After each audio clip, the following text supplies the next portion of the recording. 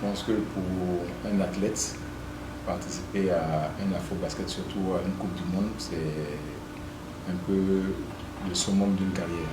Ensuite, il y a les Jeux Olympiques. Il faut faire un peu la genèse de cet événement-là. On a joué la première fenêtre des éliminatoires. Ensuite, on a joué la seconde fenêtre. Et là, on est à la troisième fenêtre. Il fallait seulement gagner un match pour être directement qualifié à l'Afro-Basket 2023 sans passer par des barrages. Les joueurs ont en 2021, en février, une prime de victoire Monastir.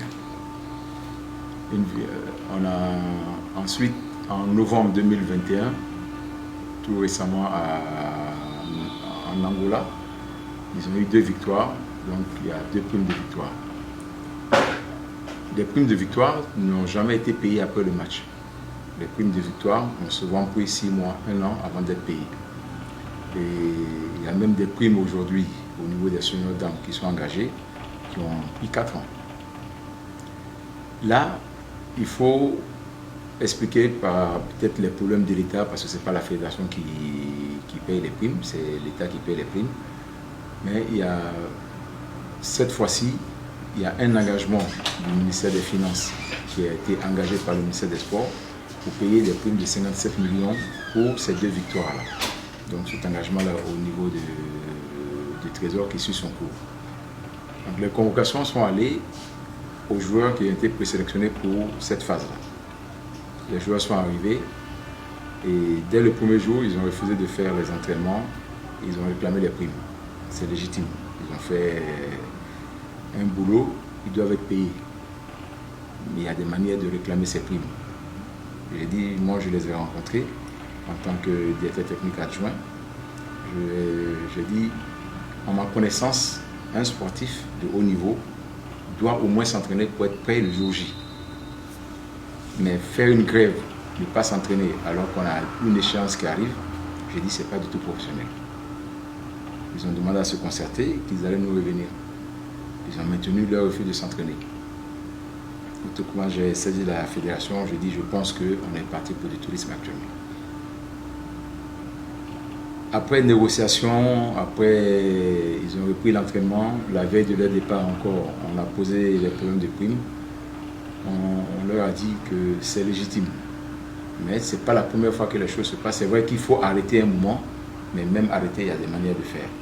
Mais dans une séparation, il y a aussi des manières de faire. Nous, en 2 jours, on a sollicité un de nos partenaires pour nous donner au moins l'argent des joueurs, pas l'encadrement. Parce que si c'est aussi une solidarité, c'est solidarité encadrement-joueur, mais au moins pour les joueurs simplement. Ils ont exigé d'avoir cet argent cash avant de partir. Chaque structure a sa manière de fonctionner. On ne peut pas aller casser une banque pour prendre de l'argent alors qu'il y a des procédures. On dit laisser, quand ils ont l'habitude de faire des procurations, l'argent sera versé là-dessus. Parce que ce n'est pas la première fois que vous laissez des procurations. Mais on a senti que les gens se braquaient encore plus. Ça nous a surpris, parce que déjà à la Fédération malienne de basketball, on est dans une tourmente avec la FIBA dans cette histoire d'harcèlement systémique. Et je pèse le mot systémique parce que si c'était vraiment systémique, on serait tous en train de se chercher, comme on dit communément. Ils ont accepté de partir. Ils ont empoché les 500 000 francs de prime de sélection. Quand on empoche cet argent, ça veut dire qu'on va pour faire le job. Arrivé à Kigali, rebelote. On ne joue pas sans les primes. Puisque, à un moment, il faut savoir dire stop. Même quand on a raison sur des choses, à un moment, il faut savoir dire stop. Parce qu'on n'est pas venu pour faire un mariage, on n'est pas venu pour faire un baptême, on est venu pour servir le pays. Quand on dit on n'est plus patriote, on nous accuse de patriotisme. Le patriotisme, ce n'est pas un vain mot, c'est un comportement, ça doit se sentir dans le comportement. À un moment, il faut savoir dire stop. Parce que les Nigériens, les pros du Nigeria disent qu'ils ne partent pas. Ils ont recruté des joueurs locaux, des jeunes joueurs aussi qui jouent dans d'autres championnats. Ils sont partis avec ces jeunes joueurs-là. Ils ont perdu leur premier match, mais ils vont apprendre, mais au moins ils sont partis, ils ont servi les couleurs du pays. nos joueurs pouvaient ne pas partir. En fait, ils devaient ne pas partir pour donner la chance à la fédération, au pays, de choisir d'autres personnes pour aller représenter le pays. Parce que être joueur, c'est être guerrier, c'est des guerriers qui vont au front. Mais on ne va pas au front contre son pays, ça c'est de la traîtrise.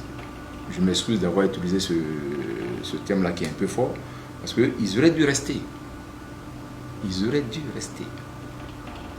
Ils n'auraient pas dû prendre de l'argent. Parce qu'aujourd'hui, on dirait que c'est devenu un truc de mercantilisme.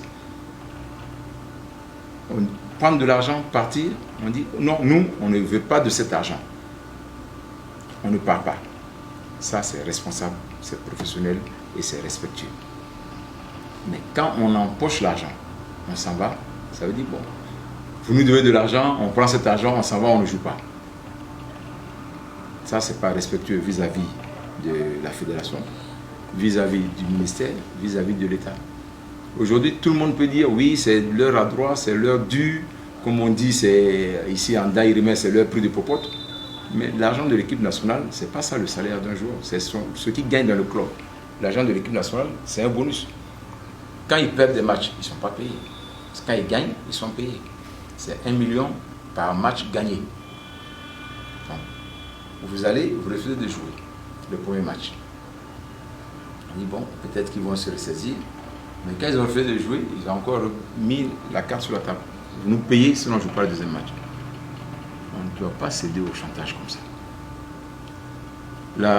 Le secrétaire général de FIBA a appelé la fédération, a dit qu'il voulait parler aux joueurs.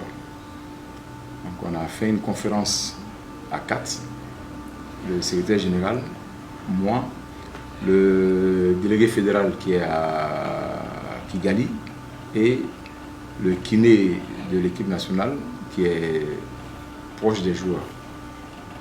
Il leur a dit qu'il ne comprend pas le problème qu'il y a avec la fédération, il ne veut pas s'en mêler. Mais la FIBA, aujourd'hui, organise un tournoi et a mis beaucoup de frais en droit télé, en communication. Des gens ont payé pour suivre ces matchs-là. Et vous venez, vous ne jouez pas. C'était préférable de ne pas venir. Mais quand vous venez, vous devez jouer. Vous n'avez pas joué le premier match, jouez le deuxième match. Même si vous voulez marcher sur le terrain, mais il faudrait que vous soyez sur le terrain parce que les conséquences sont graves. La FIBA se donne le droit d'ouvrir 2 enquêtes. Une enquête contre la fédération et une enquête contre les joueurs. Si la fédération n'a pas fait ce qu'il faut pour que les primes soient payées, pour que la préparation soit faite, pour que les départs soient faits, tout ce qui est administratif, la fédération sera sanctionnée. Mais si la fédération a fait ce qu'il faut, que les joueurs n'ont pas respecté leur contrat, sont allés à Kigali et à la réunion technique, c'est ce que la FIBA connaît, à la réunion technique, les passeports des joueurs sont là. Il y a eu des émargements, ça veut dire qu'ils sont prêts à jouer. Si la faute revient aux joueurs, les joueurs seront sanctionnés par la FIBA, ils seront suspendus de basket et leur contrat sera suspendu dans leur club. Donc ils préfèrent avertir, conseiller avant qu'ils ne soient surpris. Le lendemain, ils n'ont pas joué. Ils ont fait une vidéo, chacun s'est exprimé. C'est désolant. C'est désolant parce que le pays ne mérite pas ça. Aujourd'hui, on est dans un processus d'embargo, où on demande l'unité nationale. Être patriote, ce n'est pas seulement se frapper la poitrine. Chacun, à son niveau, même en entreprise, peut avoir 1 mois de retard de salaire, 2 mois de retard de salaire. Mais une prime, ce n'est pas un salaire. Une prime, c'est un bonus. Que le bonus ne soit pas payé, vous avez raison. Mais il y a la manière de réclamer le bonus. Mais que le drapeau du pays soit traîné comme ça en lambeaux avec tous les problèmes que le Mali a, avec la CEDEAO, avec l'Union européenne, avec les partenaires techniques et financiers, le Mali ne mérite pas ça. Le Mali ne mérite pas ça. Donc aujourd'hui, nous à la fédération, hier on a fait un communiqué de presse. On attend le rapport du délégué fédéral. On va prendre nos décisions par rapport à ce qui a été fait et on va sanctionner. Parce qu'il y a un moment pour écouter, il y a un moment pour pardonner, mais il y a aussi un moment pour sanctionner. On peut traiter la fédération, comme on l'a dit, de médiocre. On peut traiter la fédération d'illégitime tout. Mais on ne peut pas traiter le pays comme si c'était le marché. Un pays, on a le droit de respecter un pays. Le pays paye le billet d'avion. Le pays paye les hôtels. Le pays, pendant 3 fenêtres, a dépensé plus de 100 millions. Aujourd'hui, tout ça c'est jeté à l'eau. Parce qu'on est suspendu, on est disqualifié pour les Afro-Basket, on est disqualifié pour la course à la Coupe du Monde. C'est du gâchis. 6 ans de travail foutu en l'air.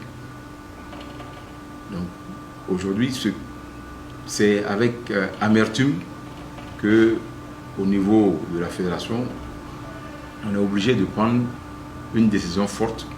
Parce que je pense aussi que si les instances du sport peuvent reconnaître ça, parce qu'il est temps aujourd'hui que les choses s'arrêtent. Peut-être que cette histoire va permettre à beaucoup de gens de rectifier les tirs, que ce soit le ministère, que ce soit la fédération, que ce soit les joueurs. Mais il est important de sévir.